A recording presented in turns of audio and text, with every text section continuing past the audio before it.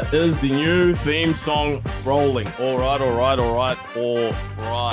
Welcome. Bro, that is tasty. Hey, thank you to the it's Upbeat. I'll make sure I shout out the artist properly at the end of the episode when I get his name down. But shout out to Upbeat giving us that perfect intro. Pecan Pie Beats, I think it is, on Upbeat. For creators, shout out for the theme song. We really appreciate it. And really appreciate the support of all you fans keeping up to date with us. We're keeping up to date with you, keeping you up to date with the NBA playoffs. We said we're going to do it. We said we're going to be here every day giving you breakdowns of what's going on. The first batch of game twos were today. The boys are excited, ready to break it down. I'm awfully happy. You know, today nothing was going to ruin my mood. I said it when I woke up. I went, you know what? 25 years old today, nothing can ruin my mood. And even though the Lakers lost, listen, I gave up hope. If you listen to episode 23, I said it. No, I don't care, bro. I'm here to watch the playoffs. I'm here to be in a good mood. 25 years old, 25 reasons to be happy. Fellas, how are you guys doing? Yeah, well, 25 reasons to be... Oh, sorry, I was going to say 25 reasons to be happy, one reason to be unhappy. It's still a shame they lost the 20-point lead. But I was hoping it was going to be 25. To be fair, I was hoping it would be 25. Would have given me the perfect segue into this episode. Oh, they honored me my 25th birthday by blowing a 25-point lead. Yeah, I was expecting that. I was driving home and I thought they had the game in the bag. And they get home and I get a notification, Jamal Murray game winner. I'm like, tough. But yeah, it's the way life goes. Although the Lakers are going to be out soon, you can rest easy knowing you can hate on the Thunder for as long as they stay in it. So, there you go. Yeah, no, that's probably the only optimism. The Thunder won by 2 without their best player. What? At home. Oh, yeah. Thunder also played terribly, and Shea played good. So, you know. Hey, what did I say before the playoffs, bro? I said if I'm any team playing them, I'm like, bro, let Shea go off, and I'll stop everyone else, and we'll see how long it keeps going. But we'll keep a focus on today's games mainly. I mean, the winners, got to give them the credit. I think it's all home teams won yet again. So we had the Nuggets win, obviously with the buzzer beater. Then we had the Knicks win over Philly, a 3-point win there, and then the Cavaliers in the series. I think many people just really don't care about the Cavs versus the Magic, a series I think that's going to depress a lot of people.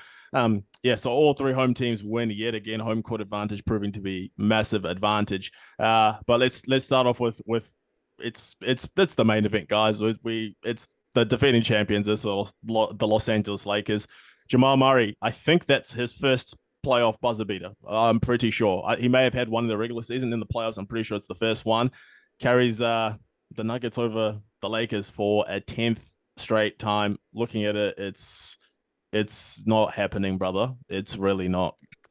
Winning 4 out of 6 games was going to be tough enough. Winning 4 out of 5 games, you're not going to do that. The only thing now, just don't make it a sweep. We just want to see a competitive series. Just don't make it a sweep. But you say that, but then like they've got 2 home games coming up, and they've shown that they can build a big lead against the Nuggets. I wouldn't count them out completely. I'd say the odds are definitely completely, like, they're well and truly stacked against them.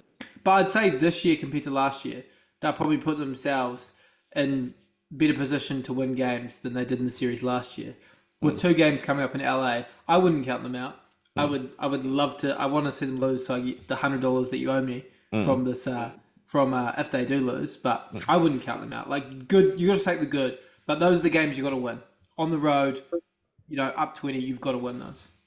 The one thing you can take away from this is Anthony Davis has been playing great.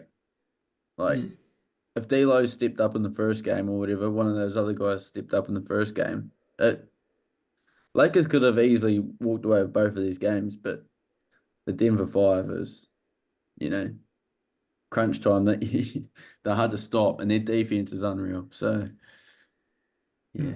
I was like, when I did the episode yesterday, and if you go to TikTok, word for word, in my breakdown of this game when I was predicting it, I said the Lakers won't lose by double digits again. It will be a close game. It will come down to the last 5 minutes, and they will get out executed by the Denver Nuggets.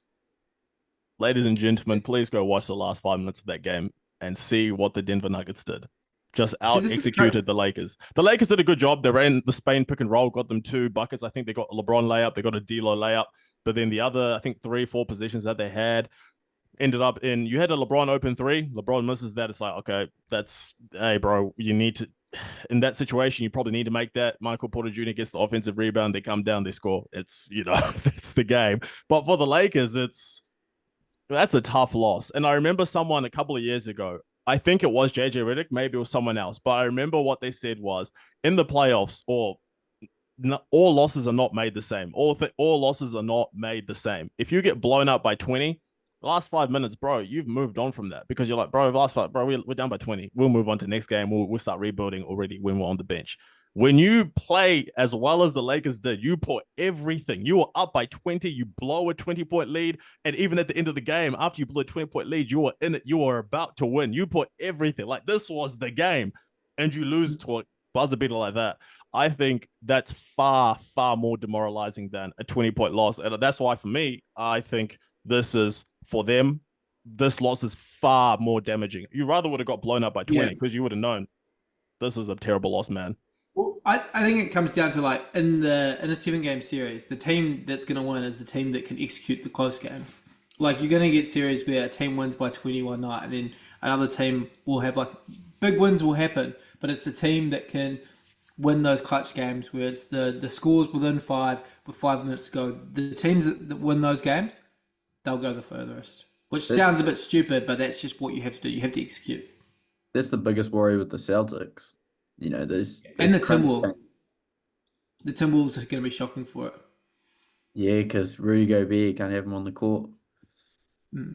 Yeah, because the Lakers have put themselves in a tough spot because watching that first half, you look at it, you go, man, the Lakers are playing so well. But same thing as game one. Game one, LeBron and AD played out of this world first half. Bro, I knew that wasn't sustainable. I knew second half because there was no one else there. I knew second half that wasn't going to be sustainable.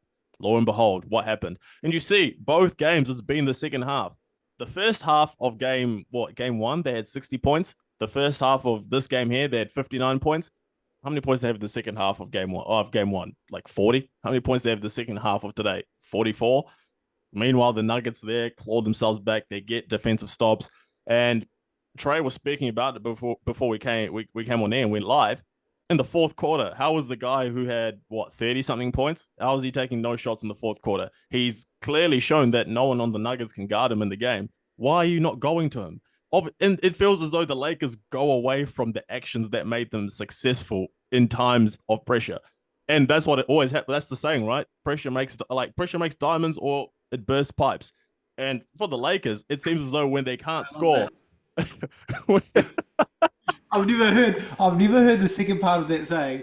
Hey, it does. It does. Hey, it does, man. It does.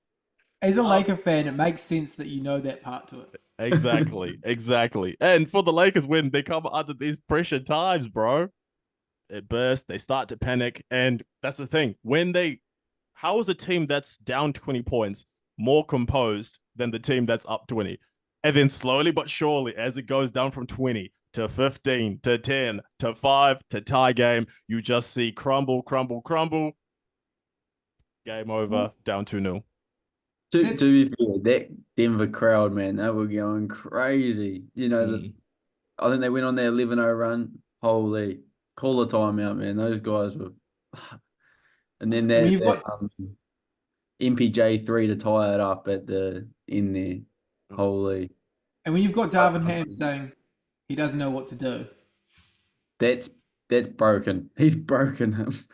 That's what I said, bro. It's demoralizing. It's so demoralizing because they put everything into this. They thought they had it up 20 and then to come back even at the end and be up.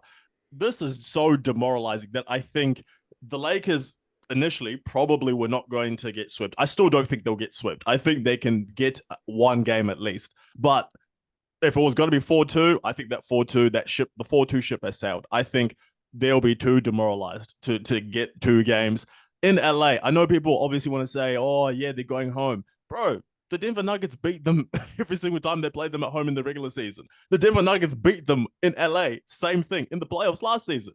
What have the Lakers shown that they can defend home court against the Nuggets? Nothing. They can do it against everyone else, but they certainly cannot do it against the Nuggets. And the thing with the Nuggets, Mike Malone, I don't know, he must have a personal vendetta against the Lakers because he always makes sure that they play much, much harder in LA. So you probably expect the same game through as last year where the refs tried to rob the Nuggets, is what I would say. I love what Shaq said after the game. He was like, they pretty much gave Jokic that triple double. Like his team wasn't shooting well at all when they were down 20. All of a sudden, you start double teaming Jokic, arguably the best passer in the league. He's going to find the open person, and they got them in a rhythm. Jokic put up these historic lines. Man, you pretty much gave him the triple double. I feel the Lakers. It's tough sledding for the Lakers, man. To lose to someone 10 straight times, that's crazy. The Nuggets are also lucky they've got a player like Jamal Murray, who is someone who just elevates in the playoffs. Like, I feel like the Knicks have it in Josh. What's that? He's got the biggest elevation in NBA history. The difference between NBA regular season and playoffs. He's got the biggest increase in stats. Yeah, and then I feel like all this teams like that's what the Knicks have and Josh Hart as well. Josh Hart's elevating them. Well, he's showing up in the big moments and kind of stable. Wide open. Yeah, but still, like you need players to deliver. But it's it's tough. It's gonna be it's a big hill to climb. I don't know what you can do if you're LA. You really can't do anything. But shout out Canada, man. You've got 2 Canadians cooking LA people this week, man. You've got Drake out here cooking Kendrick Lamar in the rap battles. And then now you've got Jamal Murray cooking the Los Angeles Lakers. Canada, bro. You guys sleeping on Canada. Canada keeps beating the brakes off LA and America. And Jamal Murray, he's showing that, bro, if he was to ever be healthy for a full regular season, not only could he be an all-star, he could potentially be an all-NBA player. But obviously he's just been a little bit unlucky with the injuries in the regular season. But come playoff time, brother, he's big time. Yeah, I just want to check. Speaking of Canada, does Jamal Murray's game winner not remind you of Game 7, 2019? Against low-key. The crowd. Same spot, player. Yeah. The crowd, the commentators. Deja vu. Yeah, just to take you back to what you said before, what could the Lakers do? Win more games in the regular season and don't face the second seed in the first round. That's what you can do. Come on, at some point, you can't sit there and be like, well, the Lakers, they're not winning the series, but they shouldn't have to beat the defending champions in the first round. I feel like they are going to lose the series because they're the worst team and they put themselves in a worse position at this point in the season. And the only people they have to blame are themselves. No, but I don't think that matters. I actually, I know what you mean, but at some point in time to get to the finals, they were going to have to beat the Nuggets. And no matter if they played the Nuggets in the first round, second round, or conference finals, they were going to lose the Nuggets every time. So I feel like it's probably better that we're just getting to the point sooner than instead of delaying the inevitable. Because remember last season when we got to conference finals, we were like, oh man, the Lakers, they got it. After we saw the sweep, we went, okay. Yeah. Then we saw the regular season sweep, we went, okay. Now we're in this series right now. I feel like whether or not this series was now, second round of conference finals, we were going to get the same result, which is the Nuggets are just the better team. I disagree for the simple fact that if you look at those teams, the Miami Heat and the Los Angeles Lakers last year, how much better they got as the series went on. I think that's one thing you have to take into account. The postseason is like a season in itself. All the teams start, you kind of seed, you develop, you work out your rotations and stuff. But as each series goes on, each team elevates their game, each team gets better. And it's normally the teams that improve the most over that span that go on to win the championship. So I do agree with you, but to some degree, but I also think that giving yourself the higher seed gives you a better chance to reach that top level that you need to win a championship. But what would the Lakers? What could the Lakers? The Lakers, in my opinion, there's nothing that they can really do to beat this team. Even if they play to a better level offensively, defensively, that's where the lapses are. I think it's just okay. So you don't reckon if they had 2 more series under their belt, they wouldn't have lost that game today? They wouldn't have had a better chance to win that game today. Maybe they wouldn't have been I'm not thinking about just the game. I'm thinking maybe Belichick. they would have won the game, but overall as a series, they wouldn't win the series because I just don't see what they can do over a 7-game series. If they had more games, more experience, more thing, there's nothing really I can see that they can do differently because they've tried everything. They've tried to let everyone else beat them and shut down Jokic and Jamal Murray. Hasn't worked. Then they've tried the vice versa. It hasn't worked. They've tried everything. And I feel you tried everything last year. You tried to adjust in the regular season, tried different things, didn't work. You're trying it now, first 2 games. It worked in patches, but you did all of that and you still lost. And I just don't think with more time, it would have changed the outcome. It's even more demoralizing how all the players claim they were ducking no smoke when it comes to playing the Denver Nuggets. Sometimes in life, what is it? People never want to dodge the smoke, brother. Sometimes what you want most can kill you. It can burn Stay you. low. Stay away. Stay away. Hey, I remember a coach, bro. He said we were facing this team one time. Fraser, really good team. They were probably the best team, one of the best teams in the country. And the quote that he used before the game was, "How hot is a fire? You don't know how hot it is until you touch it." Brother, we lost that game by 25 points. That fire was fucking hot. just like this Lakers team, just like this Denver Nuggets team is hot. The Lakers have touched the fire 10 times. They've been burnt 10 times. At this point in time, they're getting freaking 3rd degree, 2nd degree, 1st degree burns. It's time for you to put the gloves on, the strong mittens. It's time for you to get the hose that the firefighters have, spray the fire and say, that fire is not one that I want to touch. It's not smoke that I need. Dodge the smoke. You tried to have all the smoke. You tried to go. It's not happening, brother. Tap out. It's over. Yeah, fair call. But there was also the chance that another team could have beaten the Nuggets.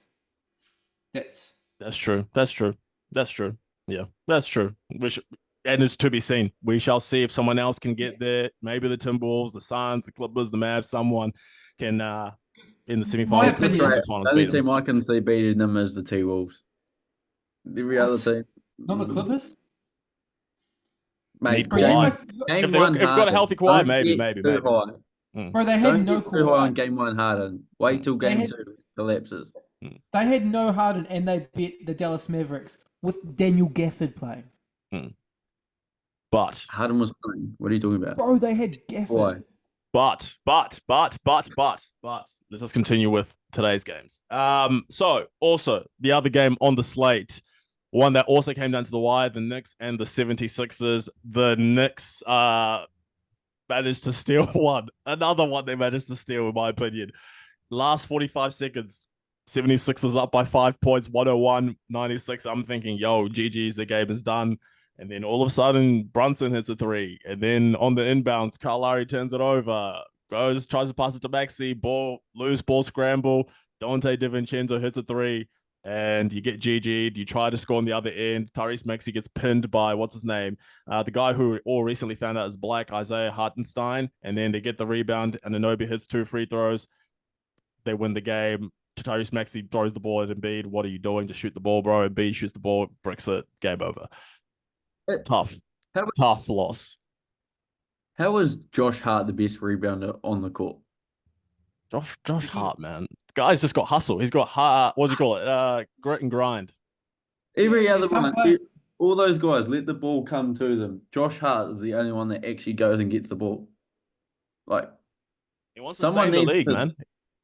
Someone needs to turn around and box out Josh Hart so they're not getting these 7 offensive rebounds a game or whatever he's getting. Like, bro, knowing your role.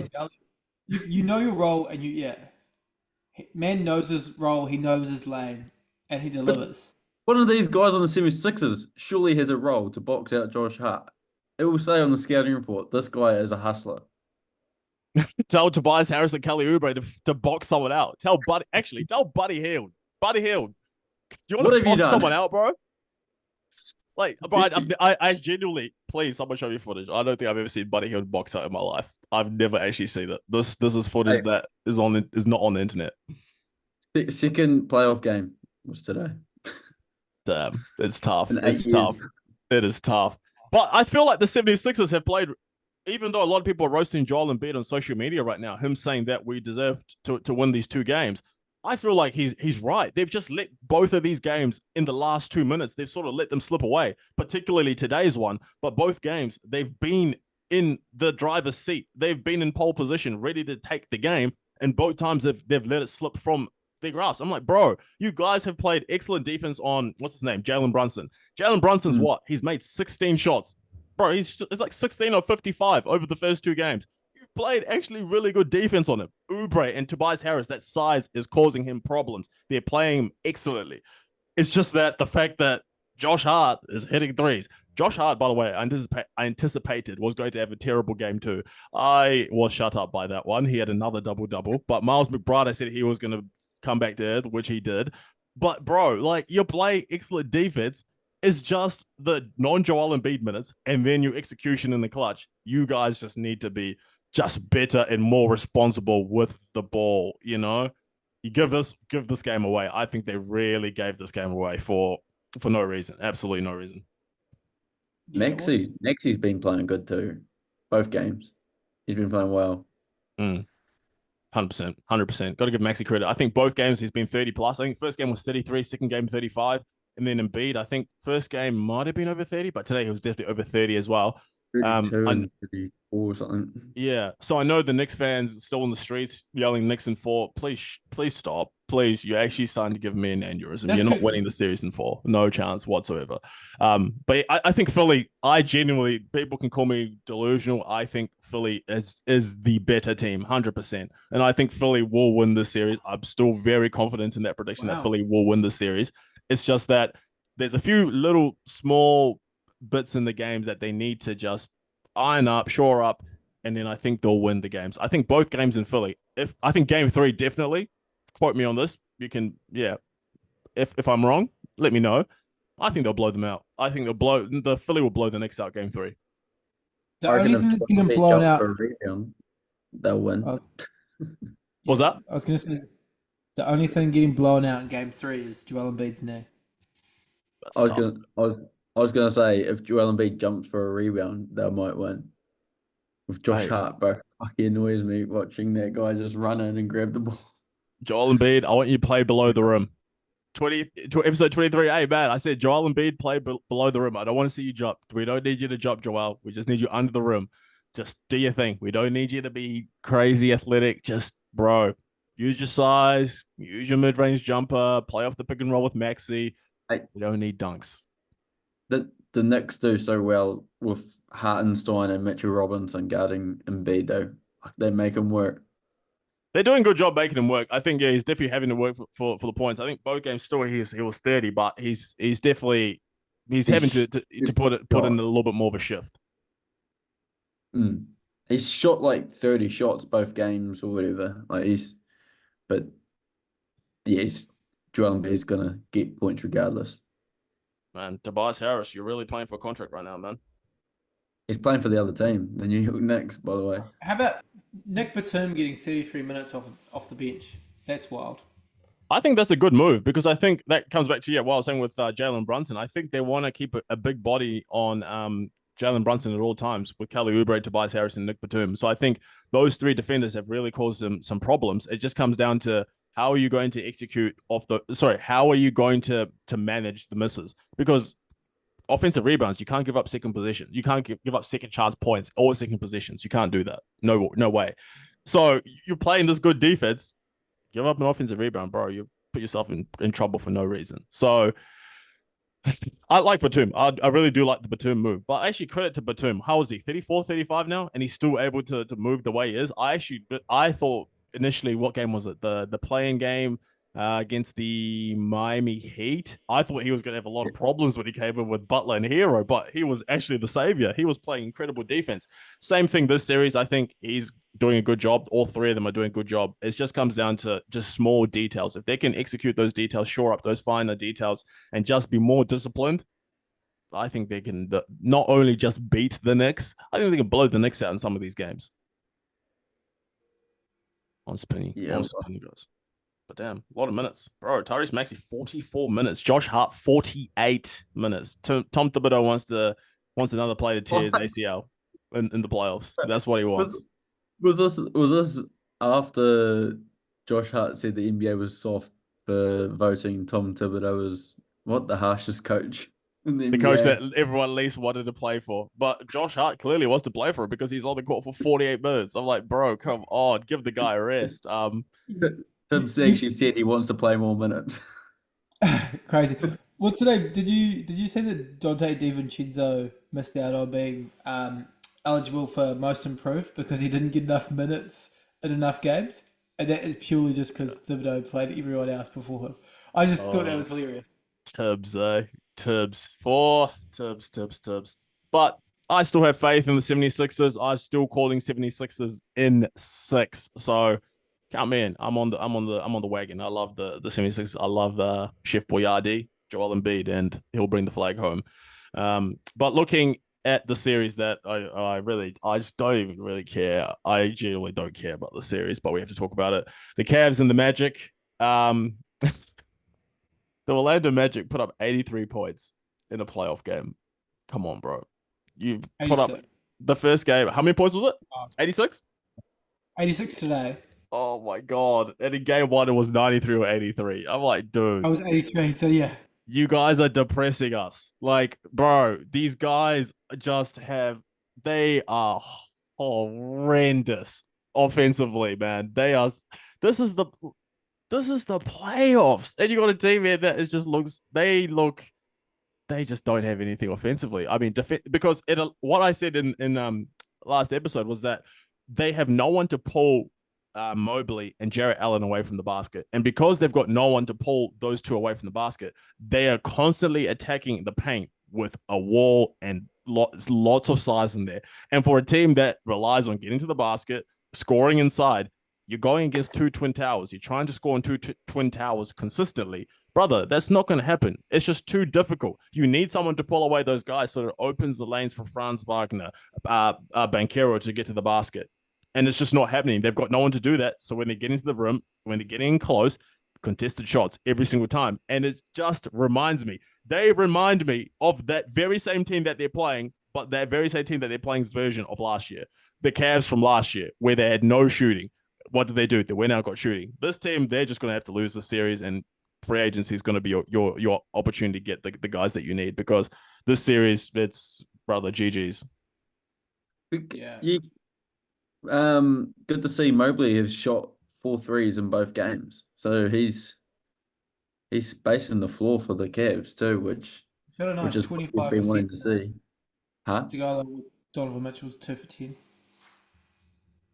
Yeah, but space on the floor, the defense looks amazing. To allow only no more than 86 points in the first 2 games, that's pretty good. Yeah, I think their defense is really going to struggle though.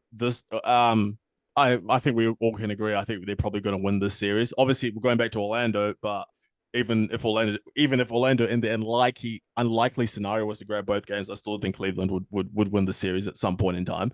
But if they play the Celtics, which they're probably on track to do, bro, the Celtics will beat the shit out of them, because Porzingis is going to pull Jarrett Allen away from the basket. Mobley's going to have to guard Jason Tatum. Bro, it's got to be blow by central. And if it's not blow by central, they can still hit the 3 ball. I think they can win that series. The Celtics win that series pretty easily.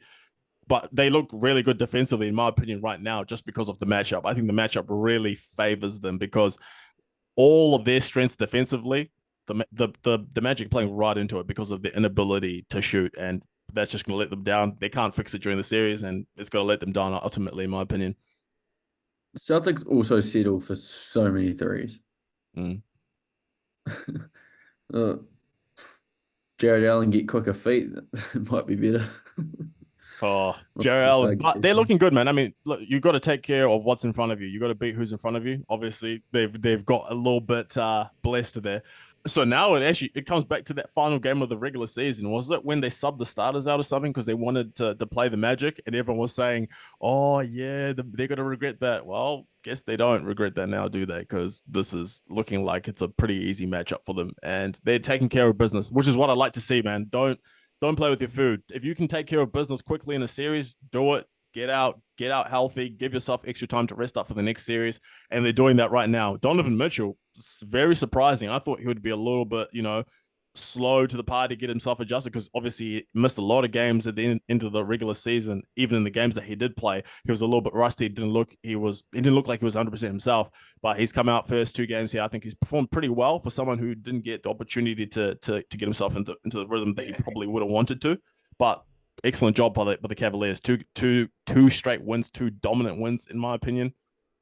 Do you think? He's definitely back to his old self. 23 points on 22 shots. So he's definitely found his normal rhythm. Oh, come on. Don't do that to D. Mitchell. He shot 9 brother-in-law. That's not the worst in the world. Yeah. Yeah, us freaking Jalen Bumson. I wasn't criticizing him too hard, but Donovan Mitchell does love You always go to the shorter teams. It's not that bad for playoffs. Donovan Mitchell does love equal shot attempts to points scored. Come on, and Westbrook has never shot 4 for 25 or something. Bro, I just reckon Donovan Mitchell's a way worse version. Oh my god! Tell everyone how much you hate him, Jed. Go on. Shout out, Donovan. I hate him as much as the Wizards hate winning. But yeah, real quick, we also wanted to touch on the athletic poll that came out. The players voted on a lot of different categories. We're probably going to just focus on the key ones here today. We'll probably maybe give a little bit more shout out to the other ones, but today we'll focus on the main ones. First one, who's the MVP? A lot closer than probably a lot of people would have thought. You had Nikola Jokic first with 41.8% of the vote. Shai Gilgeous-Alexander not too far away, 36.9%, so only 4.9% behind. Luka way down at 9.9%. So I think a lot of people put value into SGA, not only the play that he had, but also being the number 1 seed. Maybe that drove him being as close to Jokic as he was. What's your thoughts? I think they got it right. I think Jokic is the MVP, but interested to see what everyone else thinks. Yeah, I think with Shai, he definitely deserves all his flowers. Like, you got to remember how far this team has come and how there's a reason why people doubt them so much in the playoffs, because of the amount of inexperience they have and because the amount of like unproven talent they have. So like the fact that he could elevate them in the regular season to the number 1 seed, I think definitely deserves that credit. Everyone knew that Jokic was going to come out on top, but to see how close it was, I think that just shows how much respect and awareness there is around the league for how much Shai has done this last season. Surely that has to start dropping now since they got the whole crowd barking at the players. That was so cringe. I won't even that was the hardest watch I've ever seen in my life. Bro, it makes me cringe a little bit. Yeah. Oh, man. But other players in the top 5, you had Doncic with 9.9, Tatum with 4.3, Giannis with 1.4, Donovan Mitchell, surprisingly, also with 1.4. I don't know. The Donovan Mitchell one surprised me. I don't know what you guys are watching. Maybe you guys watched the first 2 weeks of the probably all of his teammates. I bet you it'll be all of his teammates or some shit.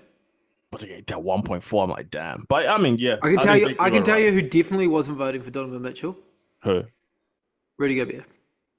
Bingo.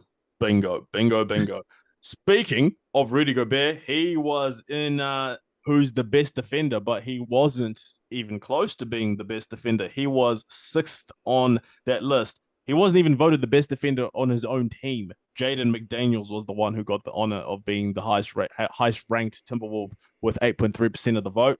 Number 1 on that list, I think very easy for everyone. Victor Wembanyama, 15.2%. Second place, Drew Holiday, 12.9%. Lou Dort running out the top 3 with 9.8%. I think that's a very easy one. We've all seen the plays where guys are driving to the basket, they see who's under the rim, and they pull back dribble, get outside the perimeter, and reset the play because they're afraid. I think it's very obvious who the best is. Also, shout out Lou Dort. I feel like Dort came right. And he was probably like, he was key for the Thunder in that win in Game 1, drawing that charge late in the game. Really, huge. Definitely good. He's built like a brick shit house, eh? Bro, yeah, he's like a more built Desmond Bain, but Desmond Bain is the definition of a brick shit house. Yeah, he's a brick house, a big boy. But Wemby, rightfully so, number 1. Gobert, if you're a guy that's, I think a lot of people obviously would have voted that way. If you're a guy that we've played you before, we've seen you get played off the court in some situations, it makes sense that he was going to be down at 6%. This is not going to be the last feature for Rudy Gobert on these lists, by the way. But Wembanyama also features again down the list. He's also number one on another category, which is pretty obvious. Who you're building a roster from scratch. Who are you going to sign first? Obviously, actually wasn't even majority. Him and Nikola Jokic only separated by 0.7%. Victor Wembanyama with 27.9, Jokic with 27.2, and Anthony Edwards running out the top three with 10.3, higher than Luka and SGA. Very interesting there. Anthony Edwards, that shocks me. I would go Luka. Yeah. A long margin. Like, because it's so unproven. Like, well, it's proven to a certain degree, but, Luka, everyone already thinks of him as a Hall of Famer. I'm nowhere near close to that with Edwards. Remember, Luka at age 22 was first team All NBA. Anthony Edwards, as good of a season as he had this season at age 22, will be All NBA second team, and he wasn't averaging as many points, rebounds, assists as Luka. Or All NBA third team, like. Yeah, exactly. It's not I'd even probably a say guarantee. more likely third team. Yeah, it's not even a guarantee. There's a scenario where or second team. Yeah, there is a scenario where he misses out on all three. Unlikely, but there is a scenario. So I'm surprised by that. Only 3 years of difference, and you guys I don't know. I thought it would have been easily. Well, not easily. I would have said, in my opinion, if I did it, I would have had Wemby, Jokic, Luka, or Luka, Jokic. You can switch them out, but I think number one is very obvious to everyone. Yeah. I forgot what I was going to say. Oh, you're just talking about Ant. Yeah. Well, I can see the hype behind Ant. He is. He's like a five level scorer. He can shoot threes. He can post up. He can shoot middies like Kevin Durant. He can score around the basket. He can defend. What can he do? He's like the perfect NBA player. Yeah, but then people would say that about Tatum, and look how far that gets you. Not really. What do you mean? I feel like Anthony Edwards is a more well-rounded player than Tatum. Decision-making wise. Yeah, I don't know. I feel like it's pretty closer than you'd imagine. But on this topic though, historically these polls come out every year, and it's like the team's GMs would choose, the team's players would choose, and historically they haven't been that accurate to what's been the best players. Like, remember back in the day when it was Wiggins, Karl Anthony Towns, like all these young guns that come through, as soon as they have 1 or 2 good years, they get thrown into the top of these lists, and then their careers don't always pan out the way we think. So, and funny how they're all Timberwolves players. Oh, funny how it's always Timberwolves players.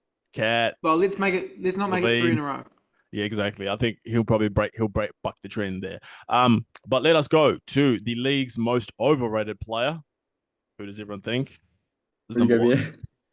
Yeah, Rudy Gobert. Indeed, it is Rudy Gobert, wins by 5%. Second place, Jordan Poole, 8.6. Trae Young, 7.4. In third place. I think this was a very easy one. I think a lot of players in the league are open about it. I think Draymond Green is probably the most open. There's a few others I think who have been a little bit open about it too. I'm trying to remember off the top of my head, but they all think that he's overrated defensively. And I think because he's got such a massive contract, he's got probably that expectation and not really much of an offensive game.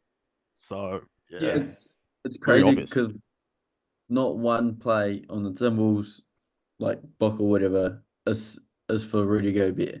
Rudy Gobert scores all his points of offensive rebounds or just he's wide open.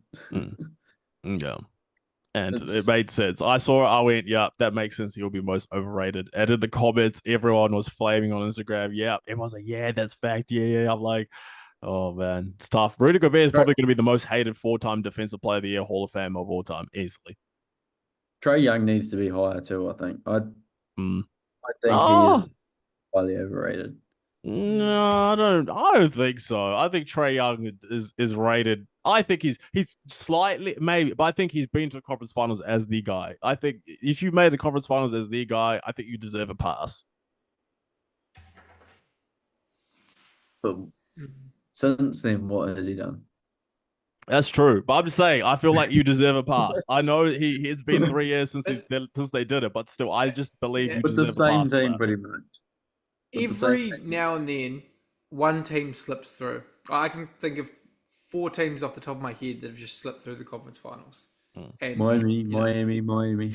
The no, I was gonna. 2023 Los Angeles Lakers come to mind. I was, yeah, the Los Angeles Lakers. You've got Miami. the Portland Trailblazers. You've Yep. got the Dallas Mavericks. You've got the Atlanta Hawks. You know, like every now and again, a team slips through, Yeah. and yeah, But that's all I've got. and then another one. This is a bit of a fun one. I think he's number one for probably the third consecutive year. I think player in the league you'd least like to fight. James Johnson, MMA. Even in the league, bro, does he even play? Well, he's there for security purposes, man. Because if anyone wants to try fight Tyrese Halliburton and try get some balls from from back in the locker room, he's there. He's there to stop you. You ain't coming to the tunnel this time, buddy. So yeah. But I'm surprised. Isaiah Stewart in third place. Isaiah Stewart, all you did was cheap shot Drew Eubanks. Why are you third place? I didn't know that. Who's second? Steven Adams, Aquaman. Oh yeah. Oh, I was gonna say, does He's Steven Adams still- made that? Bro, Huh? he is that list. Yeah, I think out of everyone, Steven Adams is the last person I want to fight. Yeah. Steven Adams would fight you, not break a sweat, not say a single word, and just walk away. It would be like It'd be the most frustrating fight because I don't even think you'd get angry. He'd just fuck you up and then Yeah. bro, it would be the Run, most mate. confusing. It'd be the most confusing 5 seconds of your life. Yeah. I'm very surprised that Miles Bridges is not here, but Or Kim maybe. Porter Jr. Yeah. Some real good fighters there. But yeah, that's some fun ones. Yeah, so we'll go into we'll do one more. Do one more. The GOAT. It's getting a little bit closer year by year. It's starting to get a little bit closer. I remember a couple of years ago, it was about 12%. Now it's only down to 3.8%. Michael Jordan, number one, 45.9. King James, LeBron, 42.1. And then Kobe Bryant, RIP, running up the top three with 9.8. So, geez, buddy. How many votes did Paul George get? No. You got the right name there, Paul. But Paul Pierce. why the hell is Paul Pierce in fifth place with 0.8%? Paul Pierce. Hey, brother, respect Paul Pierce. You had a hell of a career. That means more Top than one 5 player player of all voted. time? No. More than one player voted for him to get 0.8. Someone did that as a piss take. Oh god. Yeah. 133 people Someone. voted. So he Someone. got 0.8 of that, which is about what, 2 or 1? Bro, if you voted for Paul Pierce, please get drug tested. I think it was probably Jason Tatum. He was like, I want to, vote for, probably him. But yeah, LeBron catching up to Michael Jordan, man. I think that LeBron is the GOAT, but people would disagree. We won't get into that discussion today. We won't get into that discussion, but very interesting to see that gap's closing. Maybe it's the longevity was starting to pay off and starting to push him up there. Yeah. It's because LeBron hasn't been dodging the smoke. He's got a few first round exits, so he's starting to get on Jordan's level. He's got one. He's got one. Don't try to do that. Two. Yeah, it's about to be 2, but it's 1. It's 1 right now. Let's not say he's got as many as Jordan. Jordan's got 3 or 4, brother. Hey, come on. Yeah, but Jordan didn't need the play-in. Hey, Jordan also won 39 games and made the first round. So there you go. That is wild. Yeah. That is wild. 32 games, wasn't it?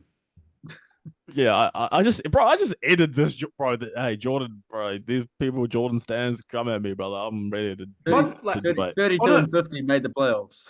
Wild side note that I'm pretty sure the Sacramento Kings won the same amount, if not like 1 or 2 different amount of games this year than they did last year.